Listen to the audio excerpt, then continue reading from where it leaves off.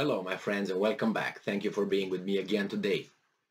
I just posted a video talking about the United States very, very soon providing Ukraine with some rockets, long-range rockets. And I was talking about the fact that in any fight between, let's say humans in this case, where you have some rules for the war, and the war you have rules. You don't use this, you don't commit war crimes. There are certain rules. And I in the video I posted, I was talking about that at one point the person or the army who's starting to lose the fight will employ illegal blows. Let's put it this way. Like for instance, if you watch combat sports, one-on-one, and you have not only let's one-on-one but even team sports. But in this case I would give the example of boxing. Let's say in boxing, where someone gives a low blow, punches below the belt, it's usually the person who's losing the fight or who sees that is in the verge of losing the spirit. The same in MMA, the same thing. You see a knee in between the legs of the opponent, and then you need a little bit of time to recover or something. So that means you are losing. It's not the winning party who's going to, most likely, as I said, there's always probabilities and possibilities. Probability is that the winning guy will not employ illegal blows if he's winning. Mostly the losing part will do it. Now, the other side could retaliate using the same technique. Oh, you did that to me? Well, I'm going to do it to you too. So the same here. Now, lately we've been told, not lately, since February 24th, after the special operation started by the Russians, special operation, invasion, war, however you want to call it, I don't care. We know what we're talking about.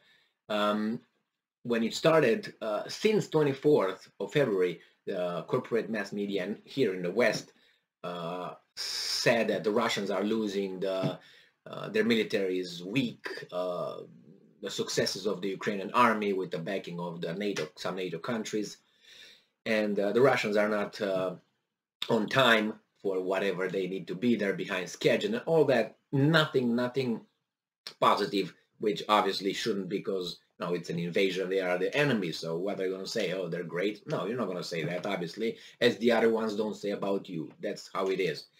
But lately I observed, that's in the past, let's say 2 or 3 days now, I observed that there are some personalities who come forth and start saying that maybe Ukraine should make some concessions to the Russians, give some territory. The peace should be, peace. The process should start, and this that. So that tells me a crack a little bit. Now they couldn't make the embargo work, the European Union, on Russia. The sanctions are sanctions, but are not sanctions. They still buy gas, which is sanctioned, but they pay in rubles. So it's a lot of things are collapsing, or they see big cracks. When you have a crack that usually goes like this, it doesn't come back. In this case, we had Great Britain, Prime Minister Boris Johnson. He was talking all the time about Ukraine will win. We can allow Putin and Russia to to do this and that, and we'll support. Now is the first time when I hear in this article President Prime Minister Boris Johnson talking about maybe the Russians are doing something. Because if you look little by little and you check the map or the globe, but the globe is too small anyway, the maps, you look and you see that the Russians, where the fight is occurring, it's advancing. Now, I don't know what the plan is.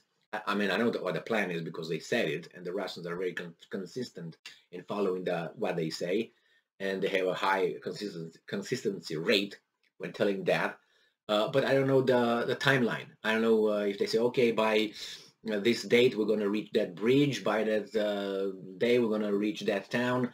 Probably in general terms they know what the steps will be, but depending on how much opposition they will get from the other side and who's involved and so on, things can change, the tactics. But their main idea is going west. Go west, young boy.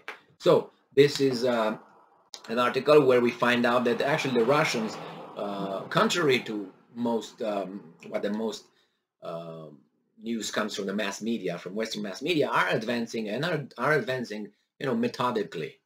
So this is an article from Bloomberg from today, May 27th, 2022, and this is the title. Johnson, Prime Minister Johnson, says Putin is making slow and palpable progress. So yeah, he can see progress in that.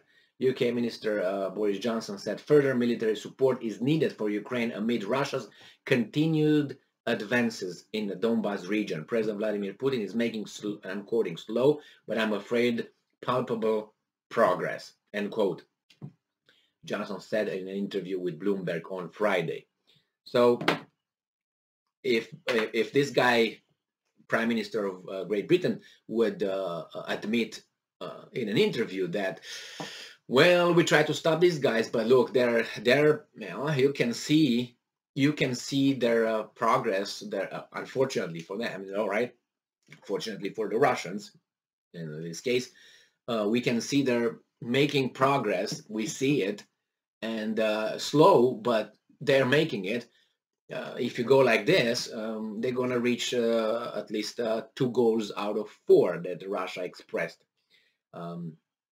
We'll see if what's going on now. I see that Zelensky starts blaming, President Zelensky starts blaming, certain countries again, and the West overall, calling it that not that strong, or calling the West not that united and all that. So it's not just jumping on Hungary or Germany like before, saying, oh, if you still buy coal from Russia, then you're considered a perpetrator to this war and blah, blah, blah, blah. Or this is blood money that you get from using to get gas for your country and for your citizens, which shows the different side of this Ukraine, not Ukrainian leaders, leaders from Ukraine. And I'm afraid they're going to ramp up their accusations. And why? Because it seems that the tide is going down on this side, that they will be left alone, because you can do as much as you can without getting directly involved in a fight. And in this case, I don't think NATO is going to go directly, and because the other guys are just going to, they're not going to go conventional war against NATO. They have no chance, and they know it. So they probably know, guys, if you get involved, even if you get involved conventional, we will not do that. We will give you some signs, palpable signs, boom, somewhere, and then you back off. And that's it. Let's sign a peace treaty. I hope it doesn't get that point. That's my assessment based on whatever I read, I saw, and I understand the world. So that's we'll see. We'll see. But I think the Ukrainians now are a little bit disoriented, but it's my assessment, because the West gives certain signs. They themselves, the Ukrainians, are saying that the Russians are pushing the front and starting offensive attacks in multiple positions. I posted a video, 2 videos yesterday regarding the Ukrainians saying that they do maneuvers according to that, but it's not a retreat. And I always mention, as I mentioned, former Prime Minister of Great Britain, Winston Churchill, at Dunkirk, he said he ordered the army, the British army that was pushed by the Germans and kicked by the Germans, hey, advance to the coast.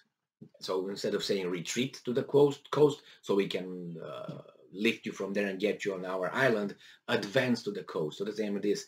No, it's not a retreat. It's a remaneuver. Yeah, okay. You can call it however you want. The fact is, the Russians, even according to the I don't know, staunchest supporter of Ukraine here in Europe, let's put it this way, if